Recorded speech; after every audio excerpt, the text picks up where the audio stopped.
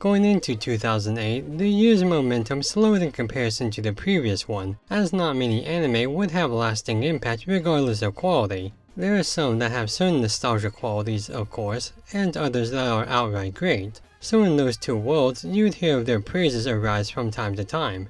I've yet to hear anyone lay mention of Michiko Hatchin anywhere. It just kind of disappeared from people's memories. It's especially surprising seeing how it did run on Toonami for a time, so it definitely had some modicum of an audience. So was it really so bad it was even forgotten in the cracks of an already weak year? Or is there more to the mystery behind its absence? Hana is an orphan girl fostered by a neglectful family who treats her like a handmaid, when a wild Vesper-riding prison escapee Michiko breaks in to kidnap her. Now on the run, Michiko and the newly nicknamed Hatchin are on the search for Hatchin's elusive father, who happens to be Michiko's former flame. Between the uptight but young Hatchin and the free-spirited, abrasive Michiko, nothing seems to connect the two together aside from the same tattoo on their stomachs. In the end, it's a tale on how this duo invariably grow together in the journey for the man who left them, while also dodging the cops, gangsters, and sometimes even each other. Now, when I say 2008 was a weak year, I don't mean it was weak in terms of shows. After all, big names like the Index series, Soul Eater, and Spicer Wolf premiered to great acclaim, and still make waves to this day. What I mean is the general reception. Maybe it was the fact that this was following 2007, or the internet interest to wave it somehow, or some other thing, but more shows aren't talked about as much as those that are.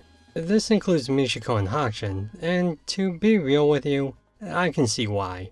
Michiko and Hatchin, while good with some plain fun elements, is a flawed show through and through. The show suffers from one major setback, which sprinkles into minor nitpicks that ultimately make it less than a stellar presentation. The structure of the story is not good. The story itself is sort of easy to follow, but the thing holding it back is the loose focus and swapped priorities of the direction versus pacing. You understand the end goal of Michiko and Hatchin's journey, but there's a lot of backpedaling, distractions, and filler that extends the show needlessly. You could cut a substantial portion of the episodes and there wouldn't be much character development or story progression lost. Like the episode about the hitman following the duo, or the one about Michiko having an affair. These episodes either reiterate things we already know about the characters or are just an excuse for mindless action.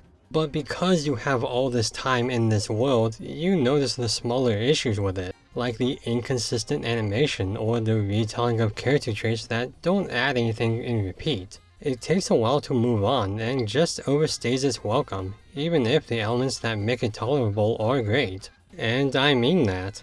The great stuff is great. The colors and the action, when not overloaded, are dynamically fun. They really capture the aesthetic of South America quite well, and to be frank, when was the last time an anime took place in South America? That's just cool, and it looks cool. Michiko and Hatchin themselves, while very flawed in the narrative sense, are interesting characters, living this odd couple relation that's told in an often rough but sometimes meaningfully and genuine means between two souls who need someone to lean on. They're pretty fun when they're not annoying. But the one thing I could never hate is the opening. It is so damn good, I literally decided to review this show just to talk about how fun it is. It's a wonderfully Latin jazz piece that animates a tropical palette in a postmodern style that combines Japanese animation techniques with South American artistry and graffiti. It's so dope that I could never truly forget it even after all these years. Actually, the entire soundtrack's really good, and quite possibly the only 10 out of 10 that comes from the show. As for the rest of it, it's a huge mess. You could tell there were clear ideas and goals that the staff were trying to get across, but ultimately, they pile up onto each other by means of overreaching on another's territory, like the atmosphere bleeding into the pacing, the writing overtaking some of the emotional development, that sort of thing.